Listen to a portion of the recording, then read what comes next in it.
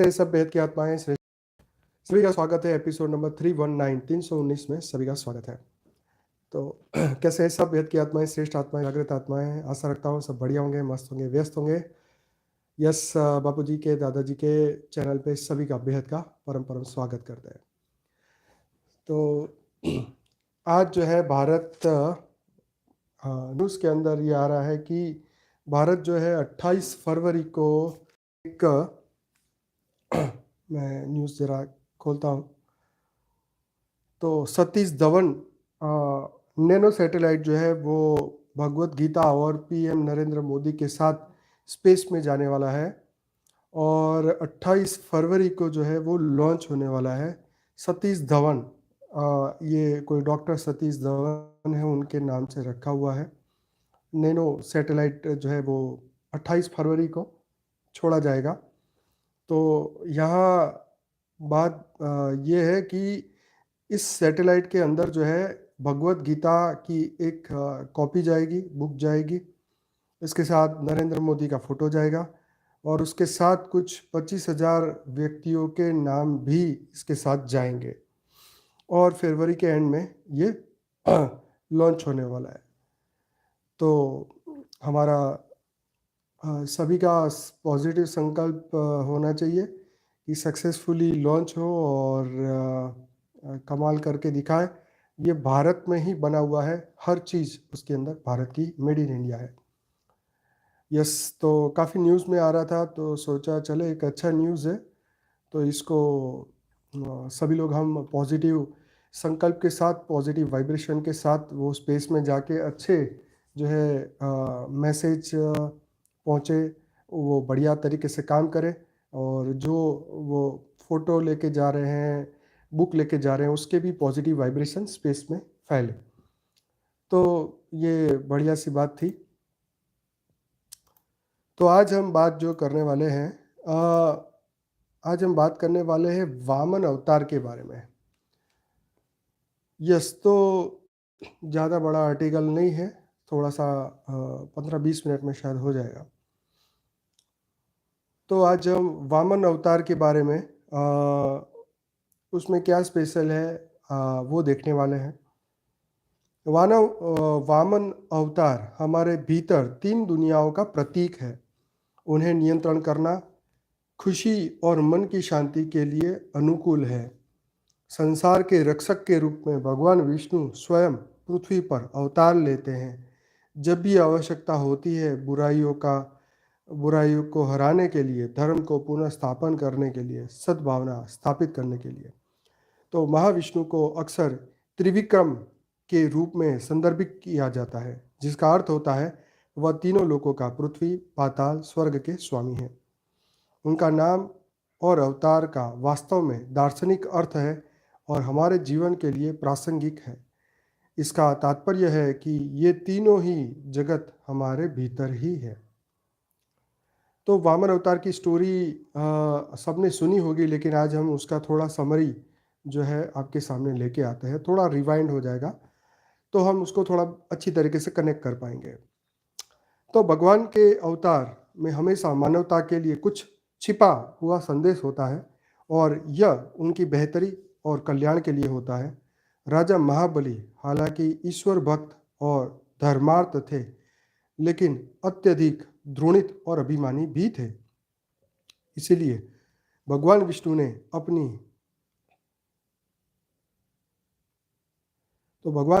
ने उसके मूर्खतापूर्ण आचरण को ठीक करने का फैसला किया। राजा महाबली ने गौरव और अभिमान को वश में करने के लिए एक बार श्री विष्णु ने वामन मतलब बोना का अवतार, 5वां अवतार लिया। जैसा कि महाबली धर्मार्थ विवाद का आदमी था, एक बोने की आड़ में श्री विष्णु उसके पास पहुँचे और उनसे 3 कदमों के बराबर भूमि का टुकड़ा मांगा। वामन जी ने अपने विशालकाय रूप को लेते हुए पृथ्वी को एक तार से और आकाश सत्यलोक तक दूसरी सीढ़ी से ढक लिया। यही कारण है कि विष्णु को त्रिविक्रमण नाम मिला। एक पैर से पृथ्वी पूरी तरह से ढक लिया।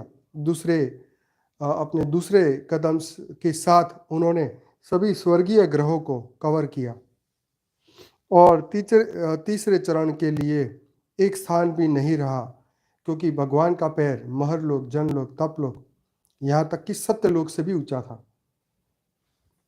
विशाल विष्णु जी के सामने खड़े महाबली स्तब्ध रह गए।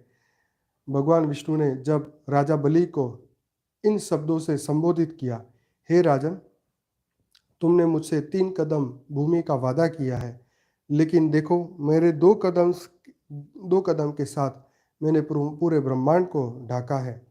इसलिए आप मुझे बताएं, मैं तीसरा कदम कहाँ रखूं?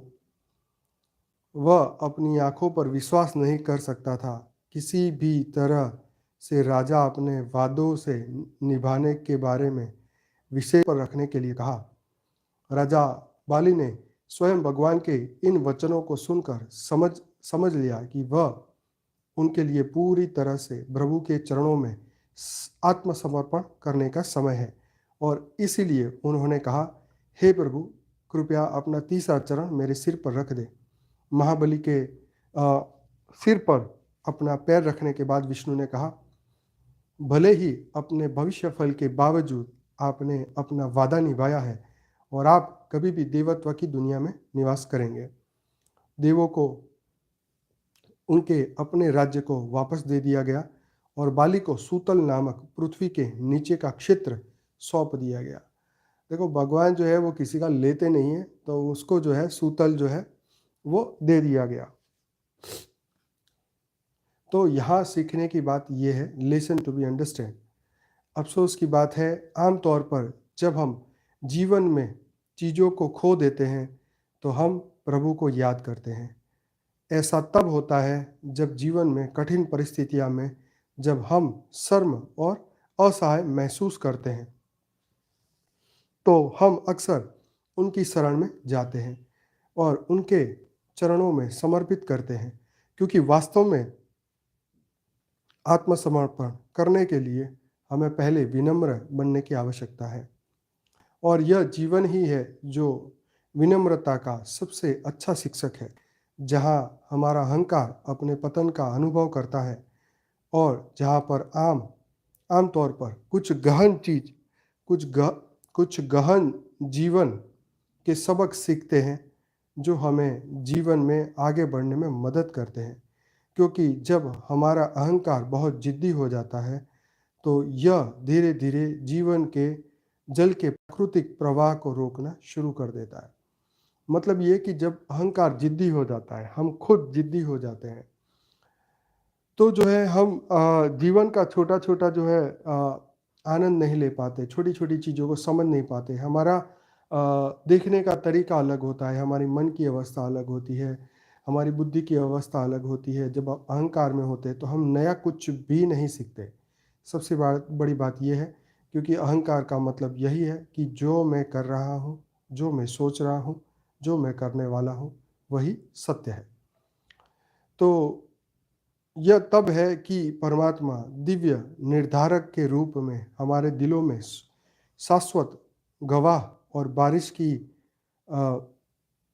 राहत की तरह आने की जरूरत है, और हमारे भ्रामक अहंकार के घने बादल हैं, इसलिए कि वास्तविकता जीवन प्रभावित हो सकता है। तो कहने का मतलब यह है कि इस धरती पे किसी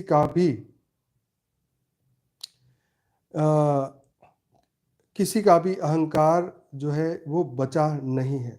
सबके अहंकार कहीं ना कहीं टूटे हैं। कई लोगों ने जो ज्ञानी थे, जिन्होंने शिक्षा प्राप्त की, शास्त्रों को पढ़ा, वेदों को पढ़ा, दुनिया के एग्जाम्पल पढ़े, वेदों में से जो पूर्व समय के जो आत्माएं जा चुकी है, उन्होंने अपने जीवन का एक संदेश छोड़ा। तो जो लोग ज्ञानी थे उन्होंने अहंकार को त्याग किया। जैसे हमने कल कोटिकर्ण की कहानी हमने चर्चा की, तो उसके अंदर वो साधु ने जब उनसे दान मांगने को कहा, कोटिकर्ण ने दान मांगने को कहा, तो उसने उसका अहंकार मांग लिया। और साथ के साथ उसे जो शिक्षा दी वो बहुत अमूल्य थी, जो हमने कल चर्चा की। कोटिकर्ण ने जैसे ही उसका उसका अहंकार को ठेस हुई और उसने सत्य की खोज करनी शुरू करी, उसका परिवर्तन हुआ।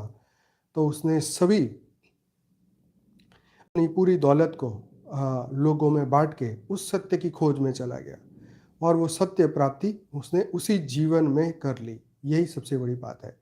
मनुष्य को जो है वो छोटी से छोटी चीज़ छोड़ नहीं पाता।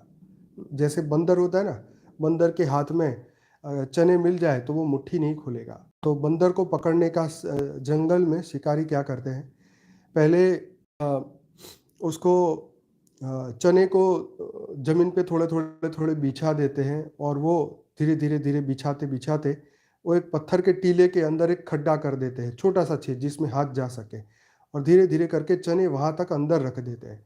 तो वो चने खाता वहाँ पहुँच जाता है पहाड़ या टीले के पास और वहाँ से वो चने को जब उसके हाथ में खाता-खाता हाथ अंदर डालता है और देखता है इसमें बहुत चने हैं, तो वो बंदर पकड़ लेता है चने और वो सब बाहर निकालने की कोशिश करता है लेकिन छेद छोटा होता है, तो उसका हाथ निकल नहीं पाता। तो उसको इतनी अक्ल नहीं है कि अगर मैं ये चने छोड़ दूँ तो मेरा हाथ निकल आए। तो उसने जो पकड़ के रखा, उसी के कारण उसका हाथ छूटता नहीं और शिकारी उसे मिनटों में पकड़ लेता है। तो बात यहाँ यही है कि जो जीवात्मा है, देखो भगवान ने तो उसको बुद्धि दी नहीं है, उसको उसके पास अक्ल नहीं है, वो बेचारा जीव है। 84 लाख योनि में फँसे हुए कितने जीव जिनको अक्ल नहीं है, उसके सामने भगवान भी आ जाए तो उसको पता ही नहीं है कि ये है, जानवर है या ये कौन व्यक्ति है, उसको कुछ नहीं पता है। उसको लिमिटेड नॉलेज, लिमिटेड ज्ञान और 3-4 भाव के साथ भेज दिया गया। तो कहने का मतलब ये है कि मनुष्य के पास आज भी ये शक्ति है कि अपने अवगुण को पहचाने। अगर उस वक़्त बंदर के दिमाग में आ जाता कि मैंने अपनी लालच को पकड़ के रखा, इस लालच को मैं छोड़ दूँ, हुँ? तो लालच को अगर वो छोड़ देता, तो वो बच जाता। पर अपने स्वभाव के कारण, अपने संस्कारों के कारण उसने उसको कोई भी कीमत पे नहीं छोड़ा, जान के कीमत पर भी नहीं छोड़ा। आज मनुष्य नहीं बोलता, मर जाऊँगा लेकिन तेरे को एक छोटा-सा ज़मीन का टुकड़ा नहीं दूँगा, मर जाऊँगा तेरे को 1 रुपया नहीं दूँगा। जिद जिद पकड़ता है, अहंकार पकड़ता है। तो ये वेदों की चीज़ों को अ वेदों की चीज़ों की वेदों को जब पढ़ते हैं तो इतने एग्ज़ाम्पल मिलते हैं कि मनुष्य की बुद्धि का विकास होने लगता है। तो वेदों और शास्त्रों में कह-कह के थक गए। हुँ? तो कर्म का फल भगवान अपने ही समय पे देता है। करुणा ये भगवान अपनी करुणा जो है वो असमय देता है। मतलब अ, कर्म का फल जो है वो कब देने वाला है वो कोई नहीं जानता। कब किसी की लॉटरी लगेगी कोई नहीं जानता। मनुष्य सोचता है मेरे तो बिज़नेस में घाटा हो गया, मेरा तो मैं लुट गया, बर्बाद हो गया, भगवान ने मेरे साथ ऐसा क्यों किया? तो ये सोचने का समय है कि भगवान जब तुम्हें आध्यात्म की ओर लेके जाना चाहता है, जब तुम्हारे आत्मा का कल्याण करने वाला होता है, तब तुमसे सब चीज़ें छीन लेता है। चाहे आपका मन की सबसे फ़ेवरेट चीज़ क्यों ना हो, वो चीज़ को वो ले लेता है। तो हम सोचते हैं कि भगवान ने मेरे साथ ऐसा क्यों किया? लेकिन वो तुम्हारी सद्गति ही चाहता है। तुम्हारा मन का अटैचमेंट तोड़ना चाहता है। तो कहने का मतलब ये है कि कभी भी देखो भगवान तो ऐसी हायर लेवल है, इतनी हायर पावर है, वो किसी का बुरा सोच कैसे सकता है? वो कोई मनुष्य थोड़ी ना है। वो बुरा सोचने का उसका संकल्प उसके अंदर वो रिकॉर्डिंग ही नहीं है, मैं तो ये कहूँगा। और वो चीज़ भी हमारे अंदर ही वही थी क्योंकि हम भी जब परम पुरुष बने, परम लाइट, परम प्रकाश के थे, तो हमारे अंदर इस तरीके की कोई रिकॉर्डिंग नहीं थी। ये तो हमने डेवलप किया, अपने अज्ञान को डेवलप किया, अपने अहंकार को डेवलप किया। मैं, अपने मैं को जागृत किया। हमने सपने में भी मैं को नहीं छोड़ा। मैं का कितना रियलाइज़ेशन है, मैं ये हूँ, मैं वो हूँ। जैसे हमारी कल बात हुई थी कि एक चाइनीज़ है, वो पूरी दुनिया में घूमेगा, उसको याद है कि मैं चाइनीज़ हूँ। उसका रियलाइज़ेशन है। कोई नेपाली है तो उसको पता है मैं नेपाली हूँ। मैं भारत का हूँ, मैं मुझे पता है मैं भारतीय हूँ। मैं गुजरात का हूँ तो मुझे पता है मैं गुजराती हूँ। तो ये रियलाइज़ेशन मैंने पक्की कर दी। तो मैंने अपने अवगुण को भी पक्का कर दिया। यार मेरे से तो मेरा तो अहंकार टूटता ही नहीं है, मेरा तो क्रोध छूटता ही नहीं, मेरा तो ये नहीं होता, मेरा तो वो नहीं होता। तो कौन डिसाइड करेगा कब करना है? भगवान तो जब करेंगे तब करेंगे, लेकिन अभी तो तुम्हारे पास फ्री विल है, अभी तो तुम्हारे पास शक्ति है, अभी तो तुम्हारे पास समझ है। एक बार 84 लाख में चले गए, फिर वो बुद्धि, वो समझ, वो सब कुछ, फिर तुम्हारे अहंकार की कोई वैल्यू नहीं। अच्छे से अच्छी योनि, जिसको हम गाय योनि बोलते हैं, गाय की योनि, लेकिन गायों की देखो ना, इस कलयुग में बेचारे की क्या हालत हो रही है। अमेरिका के कत्ल खाने में कितनी पैदा हो रही है और कितनी वहीं पे लटक लटक के उसको मार दिया जाता है। उस जीवों की हालत सोच के देखो। चलो भारत में पैदा हो गई तो अच्छे खेत मिल गए, उसकी सेवा करते हैं, उसको खिलाते पिलाते टाइम से सब कुछ, लेकिन कई जीव का क्या हाल है सोच के देखो, बहुत बुरी हालत है। अगर उस कत्ल खाने के वीडियो भी देख लो तो मनुष्य जो है वो पाप करने से 100% डरेगा। जो नास्तिक है, वो नास्तिक जो है वो एक बार इनको देखने के बाद उसकी आंखें खुल जाएगी कि देखो ये जीव के साथ क्या हो रहा है। और हमारे शास्त्रों में कितनी चीज़ें बताई गई है कि ये जीव की हालत होती है जब वो अहंकार होता है, जब वो नेगेटिव से नेगेटिव कर्म को पकड़ लेता है, छोड़ता नहीं, इच्छा, जिद जिद पकड़ लेता है, अहंकार। तो परमात्मा बोलते हैं कि जिद ऐसी चीज है, प्राण जाए है पर जिद ना छोड़े, ऐसी बात है। तो ऐसे अवगुणों को अगर हमारे अंदर है तो उसको जल्दी से जल्दी पहचानो, उसका कोई रास्ता निकालो, उसका उसका रास्ता निकाल के उसको दोबारा इस घर में वापस एंट्री मत करो, अपने मन को शुद्ध करो, क्योंकि मन ही करता मन ही भोगता है। सबसे बड़ा दुख जो है, सुख भी मन भोगता है, दुख भी मन भोगता है, कर्म का कारण भी मन ही है। ये वेदों में कह कह के थक गए। तो मन को शुद्ध करो, मन को शुद्ध करो, मन को शुद्ध करो, डेली अभ्यास करो। अभ्यास नहीं करोगे तो कुछ नहीं होगा, अभ्यास तो करना ही होगा। आप ही करोगे तब होगा। तुम्हारे पड़ोसी करोगा उससे कोई फायदा नहीं होगा, तुम्हारे बच्चे करेंगे उससे कोई फायदा नहीं होगा, वो करेगा तो उसका फायदा, आप करोगे तो आपका फायदा, जो करेगा उसका फायदा। रियलाइजेशन देखो, मन को दुनिया से, मन की आसक्ति दुनिया से हटाना है। क्या? दुनिया से, दुनिया की चीजों से हमें क्या बोलते हैं, दुनिया की माया से हमें मन को दूर रखना है, मन को सभी आसक्तियों से दूर रखना है। क्या बोलते हैं उसे, बहुत बढ़िया शब्द है पर अभी दिमाग में आ नहीं रहा है, कि मन को वैरागी अवस्था में ले जाओ, दुनिया से मन को हटाओ और मन को परमात्मा में लगाओ। देखो हर वेद शास्त्रों का यही सार है कि क्या मस्त हिंदी शब्द है उसका, ये भूल जाते हैं यार, लिखा होता है तभी याद रहता है। खैर जब आएगा तो बताऊंगा। पर मन को जो है दुनिया से दूर करना है, अटैचमेंट खत्म करना है, डिटैचमेंट लाना है, यही वेद और शास्त्रों का सार है। मन को कंट्रोल करना है, मन को इन नेगेटिव भाव से दूर करना है। तो यही हमें सीखने की बात है। बड़े बड़े लोग, पूरी दुनिया के मालिक ने अहंकार में सब कुछ खो दिया। देखो ये बलि का भी तो यही हुआ, 3 पैर दे के और पूरा पूरी सब कुछ चला गया उसका। हालांकि उसको सूतल दे दिया गया, पर कहने का मतलब उसके अहंकार को तोड़ने के लिए ये चीज़ करी गई। तो अहंकार किसी का नहीं बचता। आप देखो ना, बड़े बड़े अहंकारी लोग, बड़े बड़े, उनकी मृत्यु कैसे हुई है। देखो ना जीवों की मृत्यु कैसे हो रही है। बहुत दुख की बात है, बहुत दुख की बात है। मतलब ये कि जीवन तो हाथ में नहीं है, मृत्यु भी हाथ में नहीं है। जो जीवन मृत्यु का वरदान मनुष्य के हाथ में था, वो भी अब धीरे धीरे धीरे खत्म होता जा रहा है। कौन कितना जिएगा, कौन कितना मरेगा, कब मरेगा, कैसे मरेगा, कोई नहीं जानता है, और उसकी प्रिडिक्शन भी नहीं कही जा सकती है। यस, तो ये सब चीज़ें अंदर से इसका रियलाइजेशन आपको डेली ही करना होगा। यस, आप जब तक नहीं करेंगे रियलाइजेशन, तब तक मन सुधरने वाला नहीं है। मन को बुद्धि तर्क देगी। क्या तर्क देगी? हाँ, रावण और कंस की बात तो कितनी फेमस है।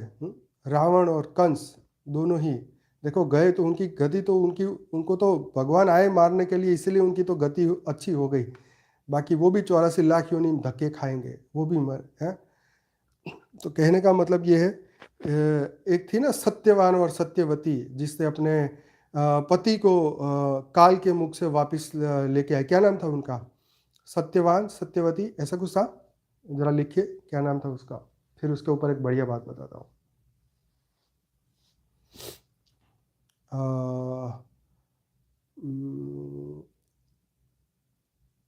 सभी सावित्री, हाँ सती सावित्री, वही थी ना सती सावित्री, जिन्होंने उनके पति का मृत्यु हो गया था और वो उसको वापस लेके आए, वापस उसको जिंदा किया। तो यहाँ प्रश्न मेरा एक ही है कि उन्होंने उस कुछ समय के लिए उसको जिंदा तो कर दिया, लेकिन आज वो सावित्री कहाँ है? आज उसका घरवाला सत्यवान कहाँ है? सोचो। टेम्पररी उसको जीवन, कुछ समय के लिए जीवन तो मिल गया, आज वही सावित्री वही सत्यवान कहाँ है? युग बीत गए, बड़ी बड़ी बातें उनके नाम पे, उन्होंने काल को रोक दिया, पति को वापस बुला दिया, लेकिन कहाँ है वो आज के डेट में? कहाँ है? अरे सब चले गए। कहने का मतलब ये है, काल को रोकना नहीं, काल को समझना। सत्यवान और सावित्री की बहुत फेमस कथाएं हैं, बहुत अच्छी स्टोरी है। तो सीखने की बात यह है कि यहाँ पे धरती लोक पे कोई अनंत समय के लिए नहीं है। तुम अपने जीवन को अच्छी तरह जी सकते हो, दुख को अपनी अंडरस्टैंडिंग से, नॉलेज से, अपने आप को कंट्रोल करके आप जीवन थोड़ा और अच्छा लंबा कर सकते हो। लेकिन सदा काल के लिए तो कोई धरती पे जी नहीं सकता ना। अगर आपके दादा, आप कहते कि मेरे दादा जी जाते और तो बहुत अच्छा था, चलो दादा, भगवान ने कहा तथास्तु, 100 साल के हो गए। आप कहते मेरे परदादा जी जाते तो भी और अच्छा था, चलो भगवान ने कहा तथास्तु, तुम्हारे परदादा भी 150 साल के हो गए। आप कहते उससे भी हमारे और भी परदादा, मेरी 7 पीढ़ी जिंदा हो जाए, चलो कोई 150, 200, 250, 300, 400, 500 साल तक का आ गए, सब आ गए घर में है। अब 500, तुम्हारे घर में 7 पीढ़ी आ गई है, अलग अलग समय की, अलग अलग सोच वाली, अलग अलग बुद्धि वाली। अब होगा क्या? सोचने वाली बात है। 7वीं पीढ़ी बेचारी चल नहीं पाएगी, 6ठी पीढ़ी बोलना नहीं होगा है, 4थी पीढ़ी खा नहीं सकती, तीसरी पीढ़ी को गुस्सा आता है, तुम्हारी बातें पसंद नहीं आती। तो ये जो गेस्ट हाउस है, तो ये गेस्ट हाउस में किसी का आना और किसी का जाना ये लगा रहेगा, यहाँ कोई परमानेंट नहीं है। तुम्हारी 7 पीढ़ी कोई भगवान ने ठेका नहीं रखा कि तो सत्यवान सत्यवती को पूरी जिंदगी जीने के लिए तुम्हें आशीर्वाद दे दिया। हाँ, कुछ पल के लिए 1-2 साल दे दिए, 5 साल दे दिया, 10 साल दे दिया। यहाँ कोई किसी ने ठेका नहीं रखा, भगवान ने किसी का भी ठेका नहीं रखा। अरे राम और कृष्ण, राम के लिए भी स्पेशल वो क्या नाम यमराज आए थे और बोले प्रभु आपका समय हो गया है, आपकी इच्छा हो तो अभी आप रह सकते हैं, लेकिन मैं आपको बोलने के लिए आ चुका हूँ। तो कहने का मतलब ये था कि कोई भी काल से आगे नहीं था, ना राम था ना कृष्ण था, सब ने अपना अपना समय पे सब काम करके चले गए। यह 7 पीढ़ी अगर चल रही होती तो पूरा घर जू ही होगा, यस जू बन गया होता। सबकी अपनी अपनी राय, एक एक टॉपिक पे लेके पूरे दिन घमासान युद्ध हो जाता। तो कहने का मतलब ये है कि यहाँ कोई परमानेंट नहीं है, सब टेम्पररी है। मन भी टेम्पररी है, मन भी बदल जाएगा। एक ही दिन में एक ऐसा झटका लगेगा ना जीवन में, ये नानी याद आ जाएगी, ऐसा जीवन में हादसा हो जाएगा ना, सब बोलना सोचना एकदम ऐसे सीधे गाय की तरह हो जाओगे। कहते हैं ना कि तो भगवान जो है किसी का अहंकार रखता नहीं है, जिस दिन टूटता है फिर पता चलता है। फिर वो जीव जो है बेचारा इतना पछतावा आता है, इतना उसको पछतावा हो जाता है कि जिसका, हाँ, फिर वो भगवान को बोलता है भगवान इस जीवन से अच्छा है तो मृत्यु ही दे दे। फिर भगवान बोलता है अरे मृत्यु क्यों, अभी तो थोड़ा जी ले और जी ले, तो तेरे बहुत कर्म बाकी है। तो कहने का मतलब ये है कि किसी व्यक्ति की गहराई कोई नहीं जानता, किसी व्यक्ति के कर्म बंधन कोई नहीं जानता।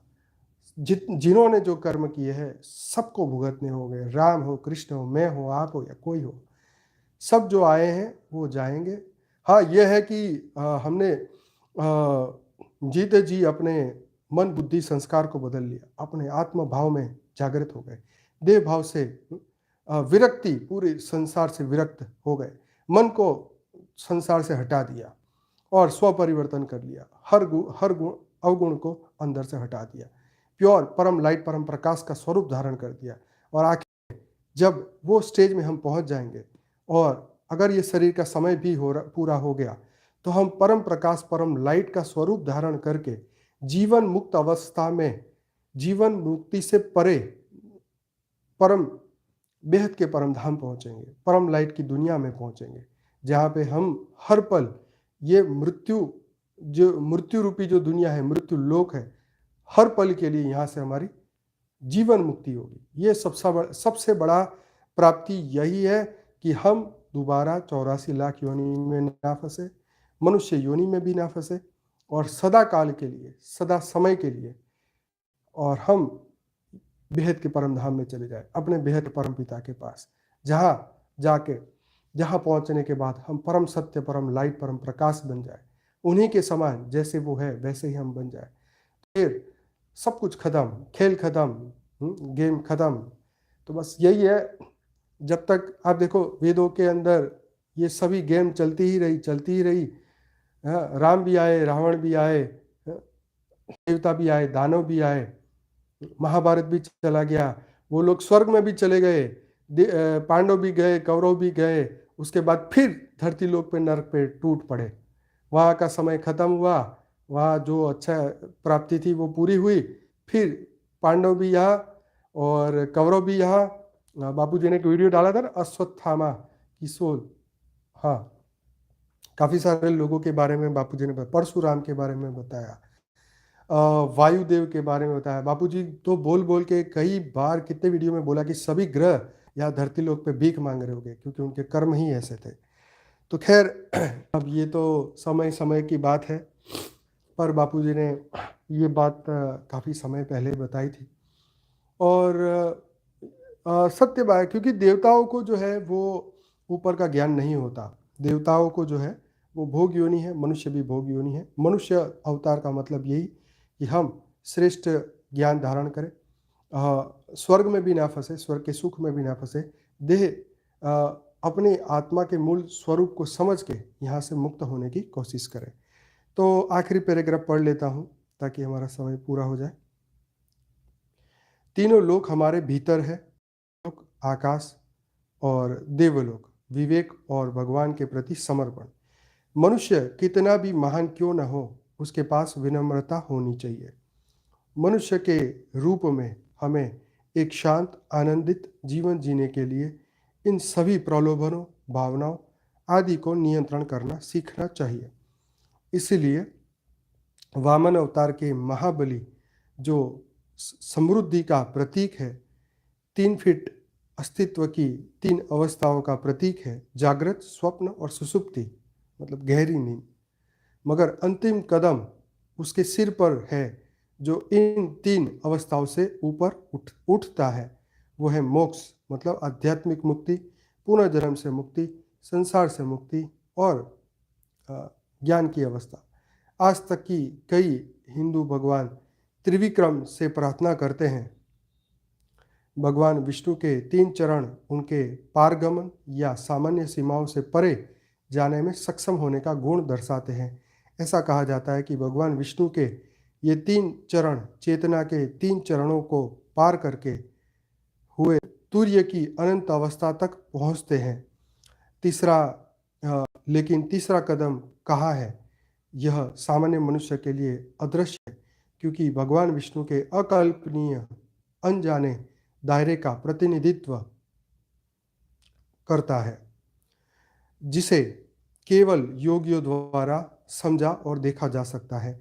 वे भौतिक दुनिया के दायरे को पार कर चुके हैं अपने गहरे ध्यान के माध्यम से, और चेतना से परे अवचेतन तक पहुंच गए हैं, और अवचेतन से परे अति चेतना को पा गए हैं। तो उसे कहते हैं सुपर कॉन्शियसनेस अवस्था। तो ये आर्टिकल यहीं समाप्त होता है।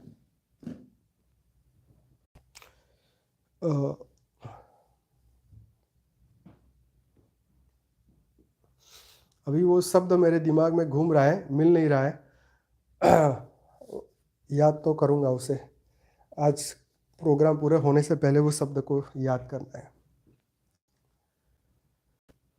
हिंदी के हमारे शब्द इतने विशेष हैं, इतने भारी है, जिसका कोई इंग्लिश ट्रांसलेशन भी नहीं है, और हम उसको कॉमन वर्ड भी हम इसे यूज़ नहीं करते हैं। हमारा हिंदी जो है वो एक अलग तरीके से हो चुकी है। रियल जो हिंदी भाषा है वो अगर हम सुनेंगे तो बहुत ही उसे सुन के पढ़ के बहुत ही आनंद आता है। यस कोई बात नहीं, वो शब्द मेरे दिमाग में ज़रूर आएगा।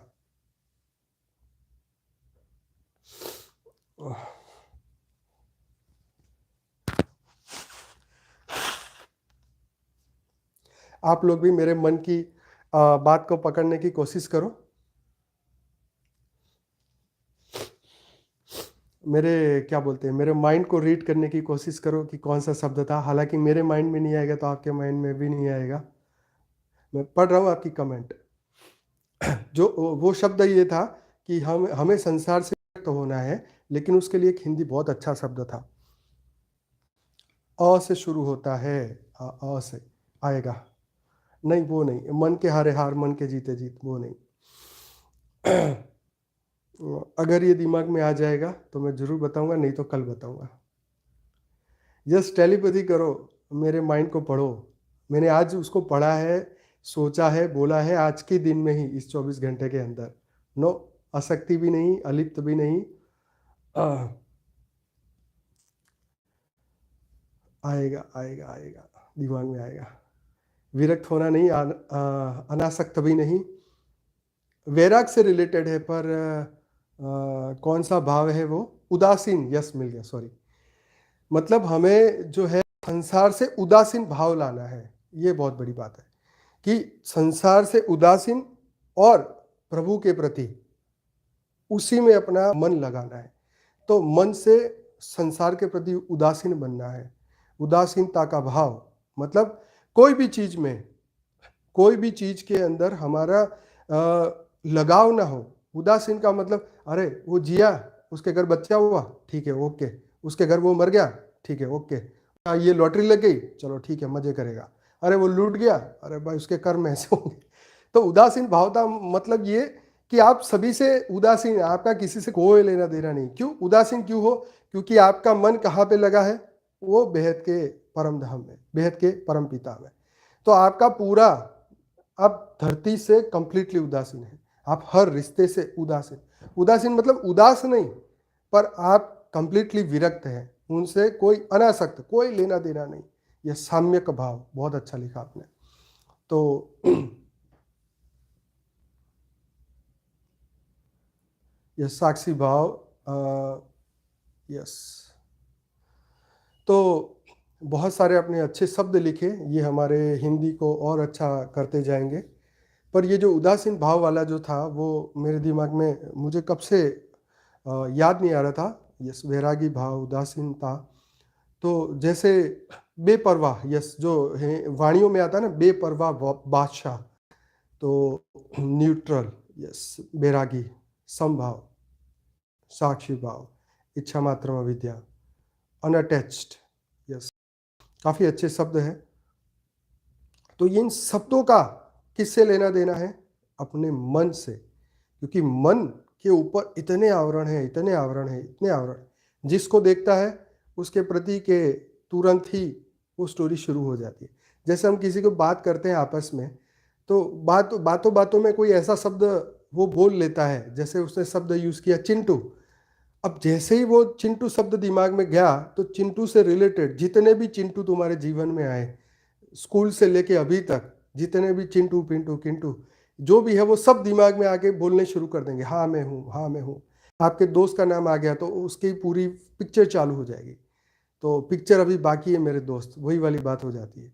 जैसे ही सुनते हैं, उदासीन भाव में ये नहीं होगा चिंटू आए, पिंटू आए, किंटू आए, कोई भी आए, आपको उदासीनता, कोई बात नहीं, आया चला गया।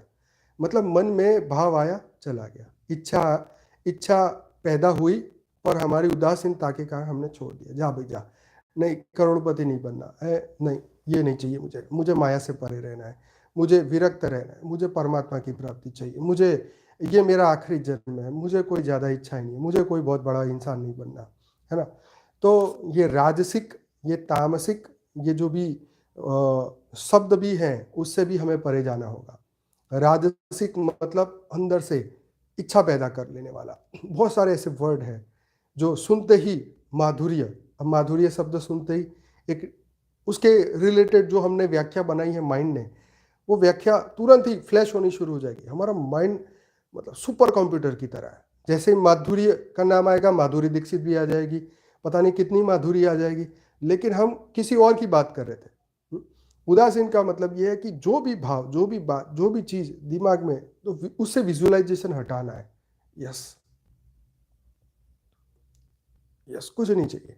तो कारण यही है कि अब अनंत जन्म हो गए, अनंत समय बीत चुका, अनंत कर्म कर लिए, अनंत इच्छाएं पैदा की, अनंत इच्छाएं पूरी भी हो गई, लेकिन ये कामनाएं खत्म ही नहीं होती, खत्म ही नहीं होती। एक बच्चा है, चाहिए, 3 लड़कियां नहीं, अभी तो लड़का चाहिए ही चाहिए। मतलब ये कहते कहते ओवर पॉपुलेशन हो गई है। तो अनासक्त भाव, यस, मतलब कामनाओं का तो अंत ही नहीं है। आपको फुल स्टॉप लगाना है, आपको, जी हाँ, आपको आपको आपको आपको आपको फुल स्टॉप लगाना है। मुझे कितनी डिग्री चाहिए? मैं जब वो पढ़ाई करता था तो मैं सोचता था यार, एलएलबी किया है, एलएलएम भी कर लेता हूँ, ये भी कर लेता हूँ, वो भी कर लेता हूँ, पार्ट टाइम पढ़ लूँगा, ये भी कर लूँगा, वो भी कर लूँगा। मतलब ये कि वो वो जो आसक्तियाँ या उसके वो डिग्री के प्रति जो हमारा अटैचमेंट, अरे ये डिग्री तो होनी चाहिए, अरे हमारे आगे वो एलएलएम लिखना चाहिए, अरे हमारे आगे वो पीएचडी होनी चाहिए, या जो भी चीज़। तो ये जो है कामनाएं हमें और फंसाती है और फंसाती है और फंसाती है। तो ज्ञानी व्यक्ति वही है जो उस कामना के रहस्य को समझ जाए। कामनाएं तो खत्म होने वाली नहीं। अगर बढ़ गई, अगर आप जीवन में एक कामना का सेटिस्फेक्शन हो गया, तुरंत ही दूसरी आ जाएगी। अरे वाह जी वाह, ईगो बढ़ जाएगा, देखा मैंने सोचा और हो गया, मैंने सोचा और बारिश हो गई। हाँ, दूसरे दिन भले बारिश हो या ना हो, एक बार हुई, लेकिन या मैं जागृत हो गई। मैंने कई बार सुना, कई लोग बोलते अरे मैंने संकल्प किया, पूरा हो गया। भाई उसको होना था, वो हो गया। हर चीज का दो ही रीजन होता है। आप मंदिर में मन्नत मांगने जाओ तो दो ही चीज होगी, या तो वो चीज होगी या तो नहीं होगी। तो होगी तो कर्म के आधार पे, नहीं होगी तो भी कर्म के आधार पे। तो इसमें भी अनासक्त भाव होना चाहिए, उदासीनता। इसमें कोई बड़ी बात नहीं है कि हाँ मैंने कर दिया, मैंने सोच लिया, ये हो गया। यस, मैंने तो एक बार क्या बोलते हैं, एक गवार गवार तो कहना ठीक नहीं है, पर कोई गांव वाला व्यक्ति था, उसके उससे मैंने जब वो सुनी बात तो मुझे बड़ी हंसी आई। कहता मैंने तो सोच के रखा था, मैं तो बाधा रखी थी, मैंने तो पक्का संकल्प किया था, हमारे घर में भैंसी, नहीं नहीं सॉरी, मेरे घर में गाय ही पैदा होगी, बैल नहीं होगा। मैंने कहा भाई इसमें भी क्या दिमाग लगा रहे हो, कमाल की बात है। इसमें भी अपना अहंकार है, इसमें भी चॉइस, इसमें भी इच्छा, इसमें भी कामना है। चलो वो कह रहा इस बार तो हमारी गाय जो है, बछड़ा गाय ही आएगी, बैल नहीं आएगा। मैंने कहा चलो भाई ठीक है, सब अपनी अपनी जगह खुश हो रहे हैं, मजे कर रहे हैं, आनंद ही आनंद है। देखो दुनिया में सब जगह आनंद ही आनंद है, जिसको जहाँ मिल जाए वो ले लेता है। तो ईगो सेटिस्फाइड हो जाता है तो थोड़ा मजा आता है जीवन में मनुष्य को। तो भगवान ने देखो कितनी मस्त प्यारी चीज बनाई, हर चीज में आनंद छुपा दिया। हाँ, क्रोध कर दिया तो भी देखा मैंने उसको डांट दिया, देखो चुप हो गया, उसमें भी आनंद मिल गया इंसान को। तो आनंद का जो है वो नेगेटिव रूप है। खैर ये सब चीज़ें आनंद का सिर्फ आभास है, ये आनंद नहीं है। रियल आनंद जब जान जाएंगे तो ये आनंद से परे हो जाएंगे। चलिए, मैंने सोचा था कम बात करेंगे, लेकिन आज ज़्यादा ही बात हो गई। चलिए, अभी सभी बेहद की आत्माएं, अब सब कुछ भूल जाइए और अपने मन को परमात्मा में लगाइए। एकदम साइलेंट में चले जाएं, गहरे साइलेंट में। अपने मन को एकदम उदासीन कर दो, हर विषय वस्तु व्यक्ति के प्रति, हर रिश्ते से परे परे, एकदम उदासीन भाव। सिर्फ एक ही इच्छा, एक ही संकल्प कि आज हम योग में वो परम पिता का स्वरूप को धारण करना ही करना है। अभी जो हमारी 20 मिनट बची है, इस 20 मिनट के अंदर एक भी संकल्प, विचार फालतू का, जो धरती लोक से कनेक्टेड है, कल से कनेक्टेड, फ्यूचर से कनेक्टेड, आज, भूत, भविष्य, पास्ट, करंट और फ्यूचर, ये तीनों से रिलेटेड एक भी विचार नहीं आए। इस 20 मिनट को सार्थक आज अभी इसी वक्त हम करेंगे, एक महान संकल्प के साथ। जितना प्रबल आपका संकल्प होगा, उसका उतना ही लंबे समय तक उसका रिजल्ट आपको अभी मिलेगा, इसी वक्त मिलेगा। तो सभी बेहद की आत्माएं, लंबी सांस ले, लंबी सांस छोड़े, रिलैक्स हो जाए, आंखें बंद करके परम परम शांति की अवस्था में आ जाए और संकल्प करें कि अगले 20 मिनट तक मेरे मन का कोई भी भाव नहीं उठेगा, मेरी बुद्धि सिर्फ आत्मा में ही स्थिर रहेगी और मैं बेहद की कला के परम धाम में ही रहूंगा अगले 20 मिनट तक। देश, दुनिया, काल, समय, स्पेस से परे हम सब बेहद की कला के परम धाम में अगले 20 मिनट तक रहेंगे।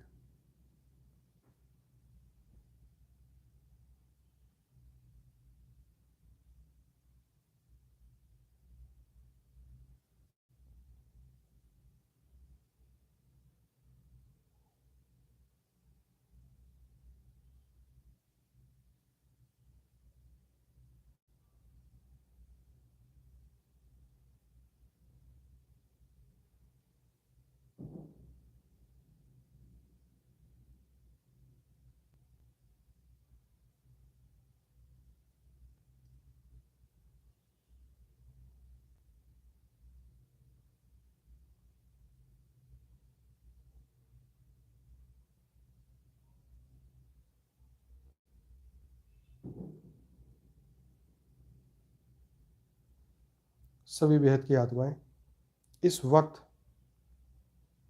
सब बेहद की कला के परम धाम में पहुंच चुके हैं। बेहद के दादाजी के सामने, छोटू राम बापू जी के सामने परम लाइट, परम प्रकाश प्राप्त कर रहे हैं। कंटिन्यूस परम लाइट, परम प्रकाश, इनफाइनाइट, अनंत अनंत शक्तियाँ, बेहद की परम परम परम शक्तियाँ प्राप्त कर रहे हैं, प्राप्त कर रहे हैं, प्राप्त कर रहे हैं, प्राप्त कर रहे हैं। अनंत अनंत शक्तियाँ प्राप्त कर रहे हैं। संपूर्ण अनंत अनंत शक्तियाँ प्राप्त कर रहे हैं।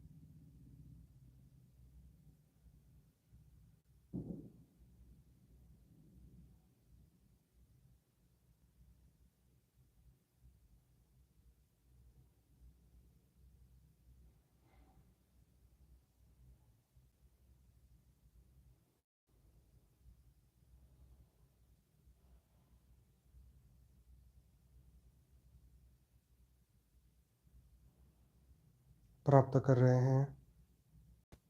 बेहद की अनंत आनंद शक्तियाँ प्राप्त कर रहे हैं। एक सेकंड के लिए भी कोई खोने ना पाए। अनंत अनंत शक्तियाँ प्राप्त कर रहे हैं।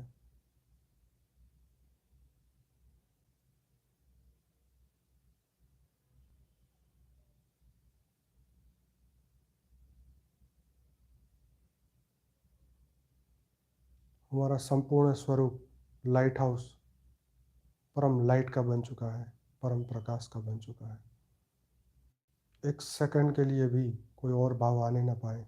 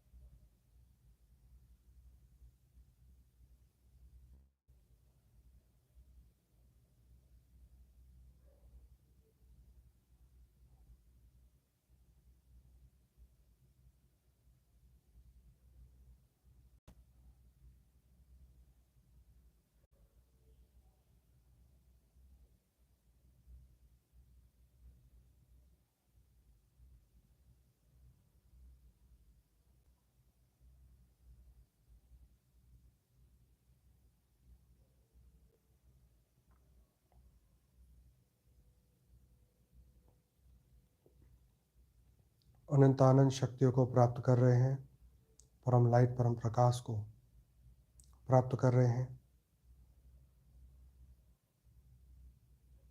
हमारा दिव्य स्वरूप जागृत हो चुका है।